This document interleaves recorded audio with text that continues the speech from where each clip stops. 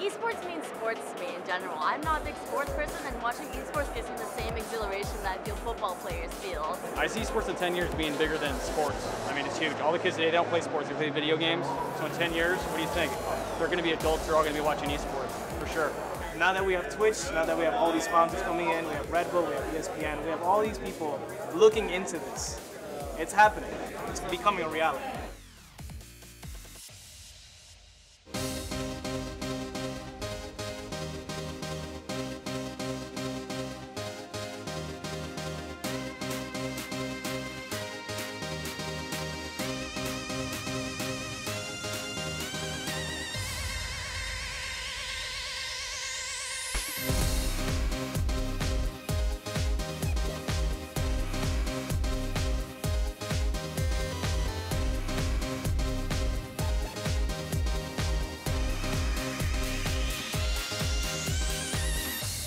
Esports means competitive gaming. That's all it is.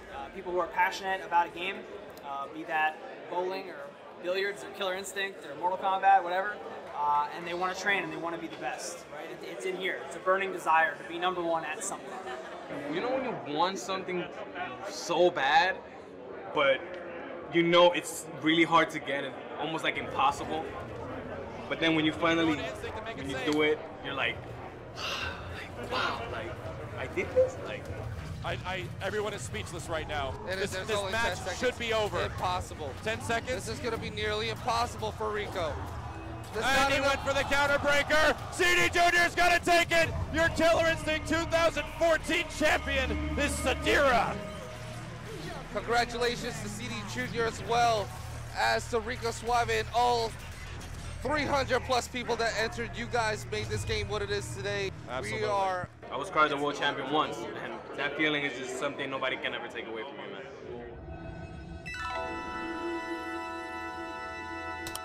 Man, it's funny. So, if I had to talk about my first platform for video games that I ever played on, it's the arcade.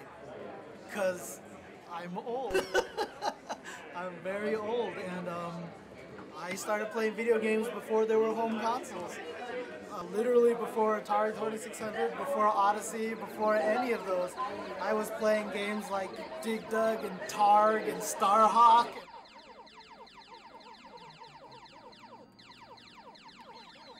Welcome back to the very first That's Incredible video game invitational. On your mark, get set, go! At 16, Ben is the youngest competitor, blasting his way toward the 50,000-point goal on Cosmos. Darren is 19, and he works full-time as the manager of a video game arcade. Todd is a computer science major at San Jose State University. He's also 19. Ben has taken an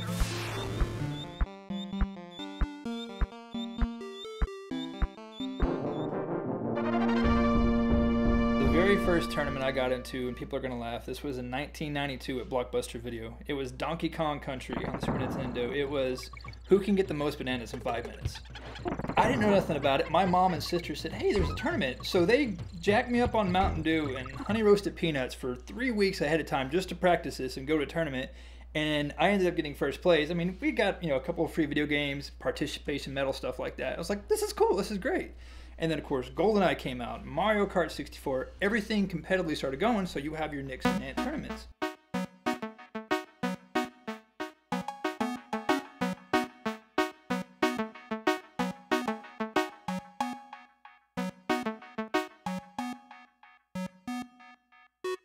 I played Legend of Zelda, Mega Man, and Mario Brothers back in the Nintendo. The Super Smash 64.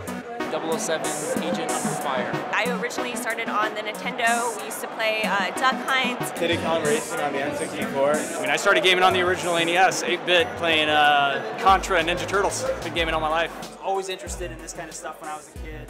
I would play a Mario game or a Mega Man game, and then at school I would be doodling new levels in my notebooks and coming up with new bosses to fight. And I don't know, there's so many cool things that can be done that haven't been done. See how your bar goes down? You never want to go down that far. Oh, here, Warthog.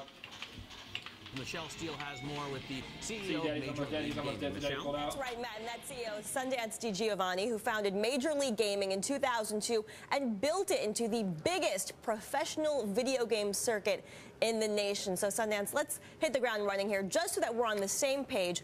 It's basically a circuit for people who play video games professionally. In 2002, I was reading about a guy named Sundance in New York who said, hey, I want to link Halo together and call it MLG. So we go up to New York, start in his basement, just a bunch of nerds that smelled like ass, just all playing together, having fun in a tournament.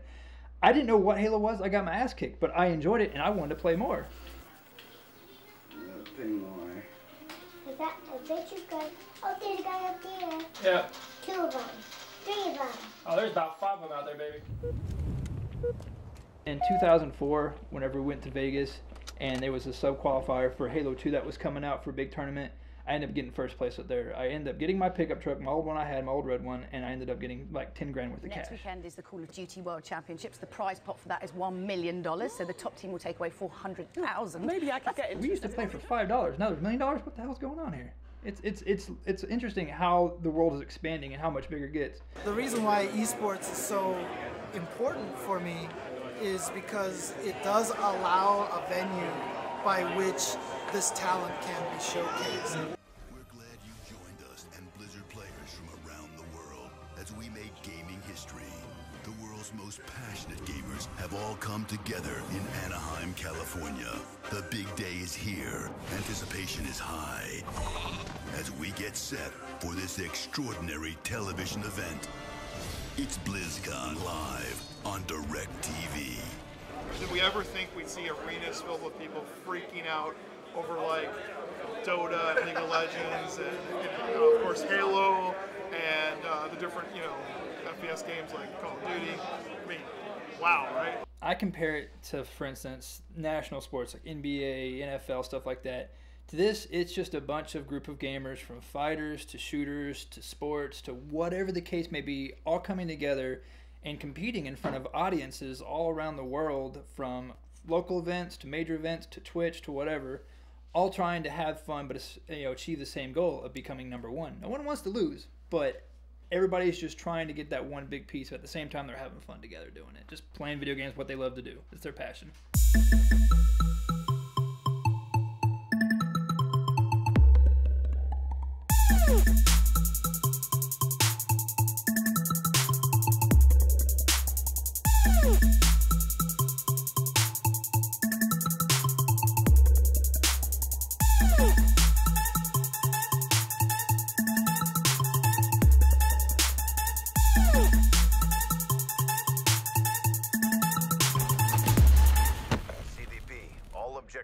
Esports gives us the opportunity to at least turn it into a real industry where people can make a living off of this. Players can make over 6 figures. I mean, it's like any other sport. There's prize earnings plus endorsement deals. Okay, so you basically host these professional competitions. Yep, we all over the country, 6 this year. Okay, so you guys have raised something like $50 million in venture capital since 2002, raising $10 million last December alone. But today in the past, I've had actually cash flow come in when I was competing hardcore, going to different events. So like, all right, well, here's a $1,000 spending limit while you're out there. Get yourself some T-shirts, some food, etc. And then they'll go and they'll pay for plane, they'll pay for hotel, they'll pay for taxi, all that stuff. So basically, they're giving you a business trip in a way, but you're still representing that company while you're out there. You can do tournaments. There's people that do Twitch streaming. There's people that do YouTube. There's so many different opportunities to make money in this world. Whether it's $5 or $5 million, it just depends on what suits you best, how well your personality is, and who you know as well. There are sponsors now who are looking at the community just with such passion. On today's show, we're talking about why we're here and what this is all about. We're recapping the top esports news, including major upsets. The ESPN's picked it up. Yahoo's picked it up. There's actually a couple of NBA different teams, owners that are picking up esports. So we know you're a business guy. You're the owner of the Mavericks. You're huge on Shark Tank. So I think that people kind of want to know what's bringing you here. Are you going to be buying a team? Are you investing? I see it expanding and blowing up the world as far as actually becoming a professional sport in everybody else's aspects. We're trying to expand the world of esports. It takes baby steps, but eventually In 10 years, I hope it blows this whole place up and just goes everywhere across the U.S. and international. It'd be phenomenal. This is a real sport, and people are going to figure it out really, really quick.